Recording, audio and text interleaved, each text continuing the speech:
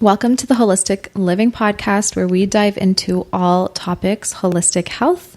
My name is Marla, and I'm a holistic nutritionist and homeopathic practitioner. I'm also a mom of 4, and today we're answering the most common questions submitted via Instagram. These are really good topics, and they're definitely going to be thought-provoking, so I wanted to give them time and space here on the podcast, share my perspective on these questions or comments that I've been getting. The first one came today from a client, and she said to me, "Why do all my friends smoke and drink alcohol and don't eat healthy, don't watch what products they're using, so on and so forth, and they seem perfectly healthy, but I'm covered in psoriasis and I have so many health issues and I live very healthy. What is wrong? Where am I going wrong?" So I want to touch on this because this is really interesting, and I know so many of us think about this daily. I certainly did when I had my chronic health issues, and my whole family were super unhealthy but seemed great, and I started to really shift my health and improve my health, and I seemed to not be great. So I was like, what is going on? And there is something to it. So I want to start by touching on the genetic side of things first, and then we're going to get to the good stuff. So we have different genetic SNPs that get activated, turned on and off, depending on our environment, on the state of our health. Typically, anyone who has a chronic illness, there's a few genetic SNPs, but one in particular that I want to highlight. And anyone who has a chronic illness typically has this genetic SNP, and that is MTHFR. This specific SNP determines, if it's activated, how good you're going to be at detoxifying and at methylating. Typically, if you have this genetic SNP and you are not living a healthy life, or there's been, a lot of stress in your life, this genetic SNP can be activated, and you will have a much harder time than the average person at detoxifying, at methylating things like histamine and hormones and neurotransmitters, so on and so forth. So right off the bat, if someone who does not have this genetic SNP, and you do, if this person that does not have this genetic SNP is leading a really unhealthy life, they're still going to be able to detoxify and manage that histamine and that inflammation and those chemicals a lot better than you would if you have this genetic SNP and it's activated. So that's the first thing, is a lot of times we'll look at someone else and be like, well, why do they seem fine? And they probably don't have the same genetics that you do. And your body's just struggling a little bit harder than the average person. This genetic SNP is very common. I've touched on it extensively on this podcast, so I won't really give it much more time. There's many more genetic SNPs like the COMT and CRP and IL-6, many other SNPs that definitely play a role in chronic illness and why some people struggle and others don't. But I'll leave that for you to kind of go through my other podcasts and listen to. But just keep in mind that if you do have certain genetic SNPs, if they're not activated, they won't cause an issue. But if they are activated, you are going to struggle a little bit more. But what I really want to touch on, and what I think is really important to know, is the fact that, and I said this word for word to my client today, is the fact that it is such a blessing when you have a visible illness. So I'll explain a little bit more. The client I was working with today was struggling with psoriasis. So naturally, psoriasis is a condition that you can physically see or feel, right? You feel inflamed, you see the redness, or if you even have like a rheumatoid arthritis, you can see the inflammation in the joints, you can feel the pain and the inflammation. These types of visible conditions or symptoms, I told her, they are a great sign. They should be celebrated. And the reason is, when we have a symptom, the symptom does not come from a virus. It does not come from bad food. It doesn't come from stress. It comes from our immune system.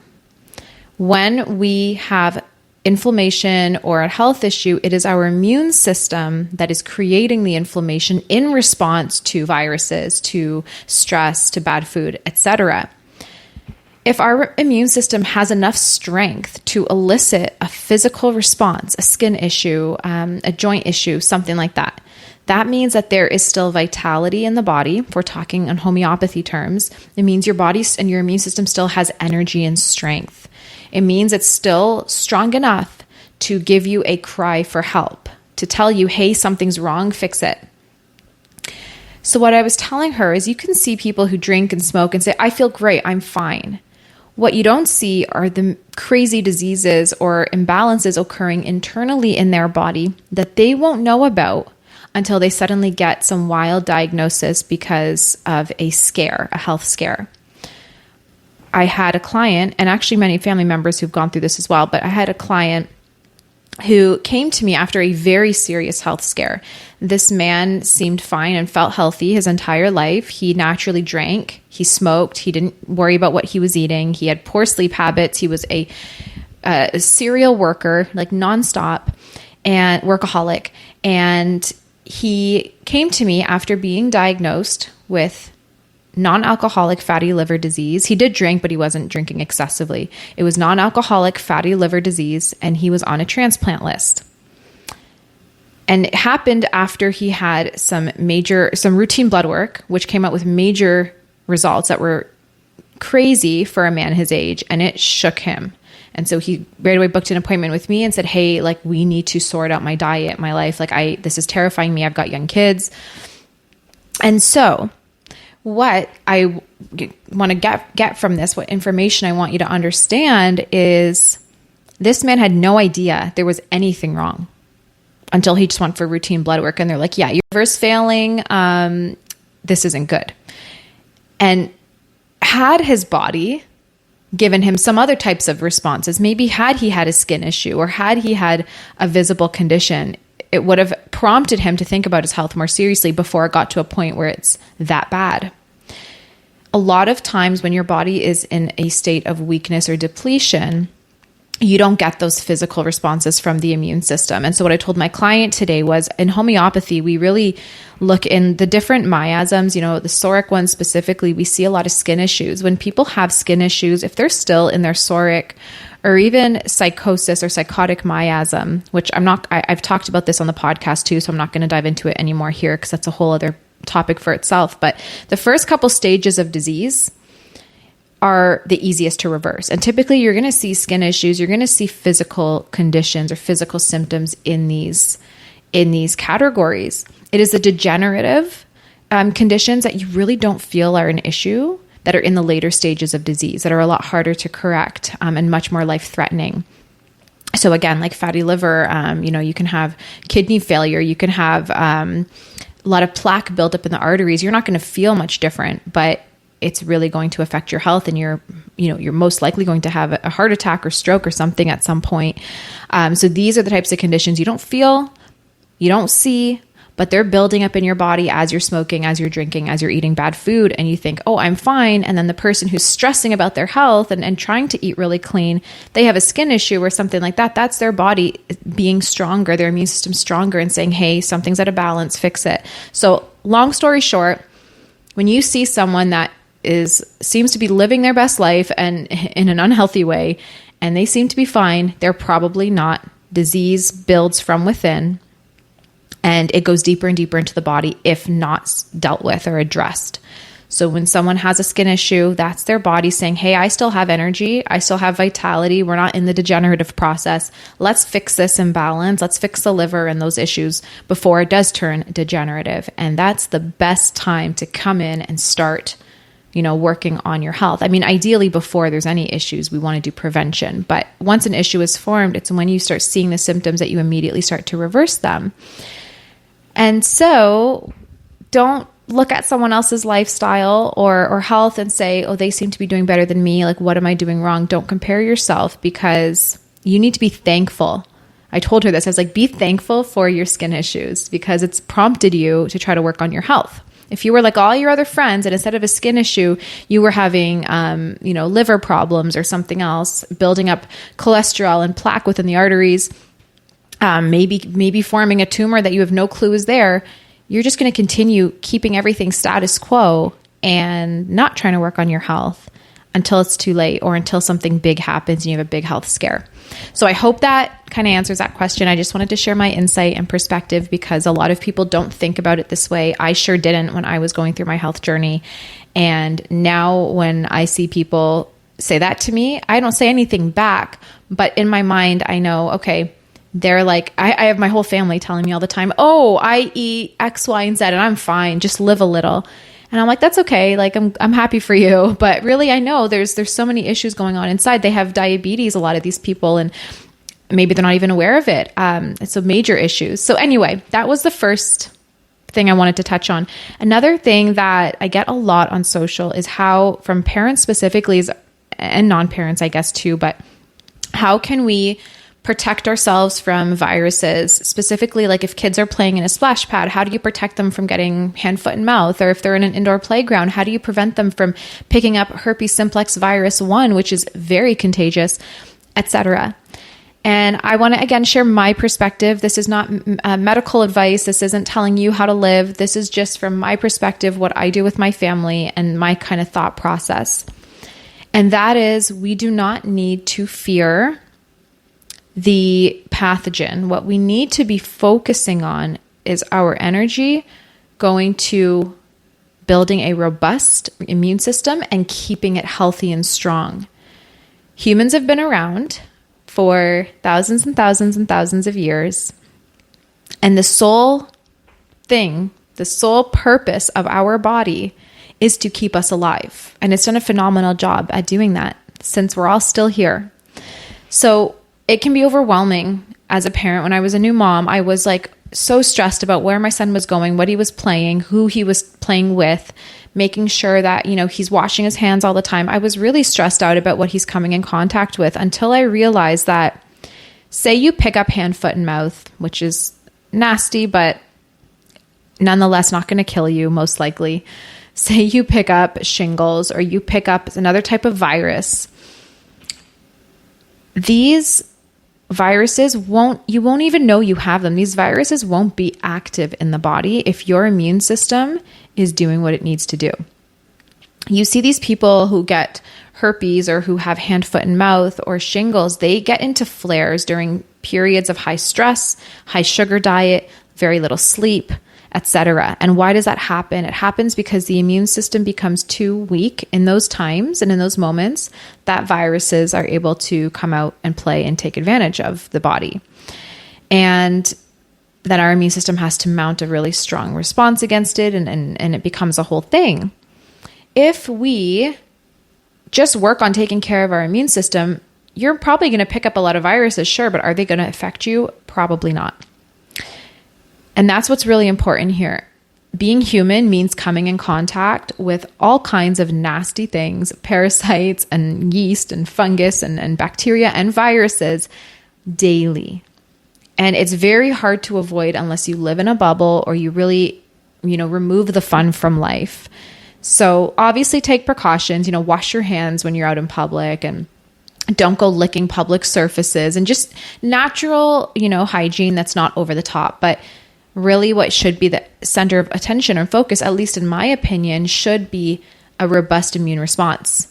You want to prioritize good sleep. Obviously, if there's a night here or there where you're at a wedding or you're at a family event and you go to bed late, that's fine. But in general, sleep is really crucial. Really watching stress as much as you can. If you're a parent, it's a lot harder to do, but still doing your best to get the deep breathing in and practicing some stress techniques. Eating a really good diet full of nutrition, vegetables and healthy proteins and healthy fats. Making sure that you are getting in some good immune support, especially during different seasons where you're having a little bit more sugar or staying up a little bit later, like the holidays. Vitamin C and some medicinal mushrooms and some, fantastic herbal teas can go a long way, and probiotics. So there's a lot that we can do to say our immune system is strong. It's going to fight whatever it comes in contact with. So, who cares? And I have worked with many clients that have hand, foot, and mouth and other viruses, and we're getting flares like once a month or once every 2 months. And then after working with them, haven't had flares in years and continue now to not have any flares. And it's because we worked on the immune system.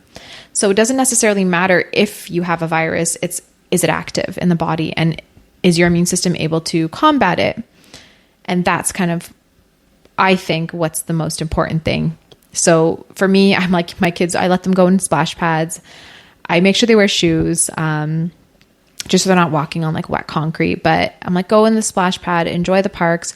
I have to say, I personally don't love indoor playgrounds. I do restrict those as much as I can, just because for me, I'm like, I don't have time to handle 4 kids being sick or having a flu. So I do try to restrict that as much as I can, just because then I lose work days and we lose school days and all of that. And it gets very difficult when you have 4 kids crying or in pain and all trying to sleep with you at night and you're just exhausted. So if I know someone's sick, we'll try to avoid them, just because I'm like, I don't have the energy for it. But it's not a fear of the coming in contact with something. It's more just, I don't have the capacity to handle someone vomiting right now. But if it's like a runny nose or something, it doesn't stress me out. But indoor playgrounds usually just always come back. We've always come back with a stomach flu. So I'm like, all right, we're going to stay away from that. My son got a really aggressive staph infection from an indoor playground. So I'm just like, it's not something that we need when we have so many parks in our area and, you know, other things. So personally, I don't do indoor playgrounds, but we will do like technically an indoor playground, which is the trampoline park. The kids love that. So we do that once every month or 2.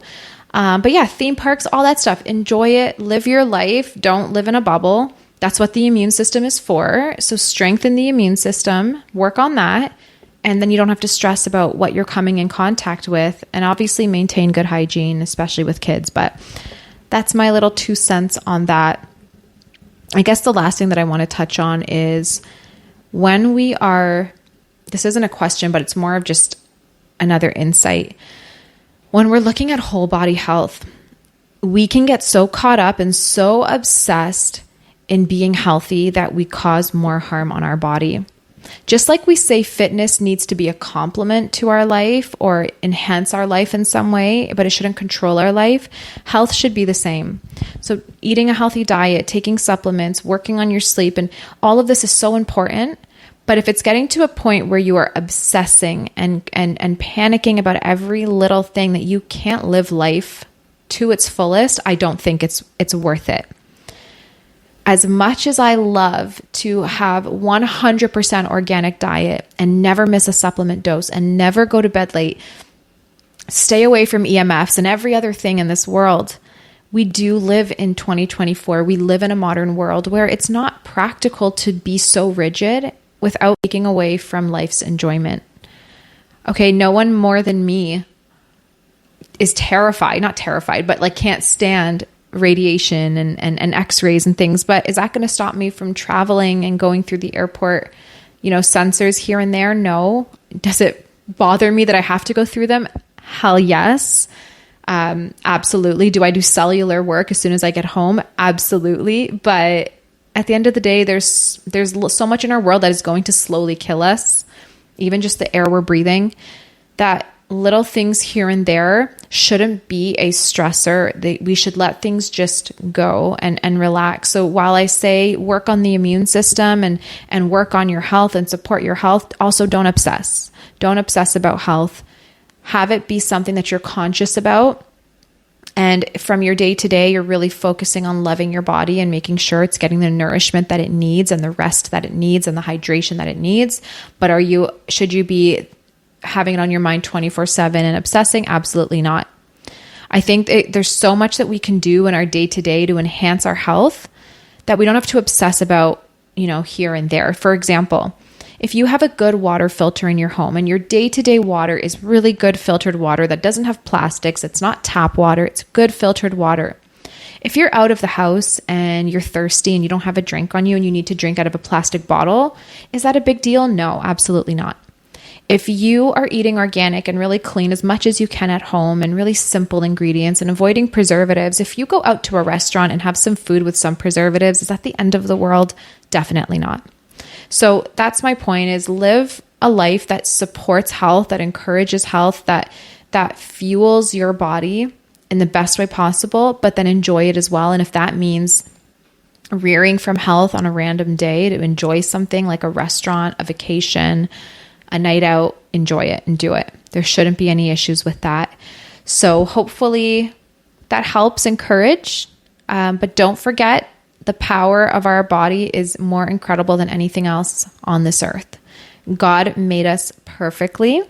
He made us with the most incredible and intricate immune system to fight off and defend for us and keep us alive. So trust in that power. Humans would have been extinct a long time ago had our immune systems not been working and failing us. They work. It's what they're for. Trust in them to get you through your chronic illness. Trust them to get you through pathogens you come across day to day. Trust it to get you through if you don't have a perfectly healthy life and you do have a little treat here and there, or you take some time off from health and vacation and enjoy it. Your immune system will bring you back. So trust in it, support it as much as you can. Leave the rest up to your body. It will figure it out. Our bodies are so intelligent and beyond incredible. I hope that you enjoyed listening to this rather short podcast episode today. I am so grateful to have you here, and I hope that you share this with your friends and family so more people can find this podcast. Please consider leaving us a rating to help us rank this podcast higher and reach more listeners. Have a wonderful day or night wherever you are listening from, and I will talk to you soon.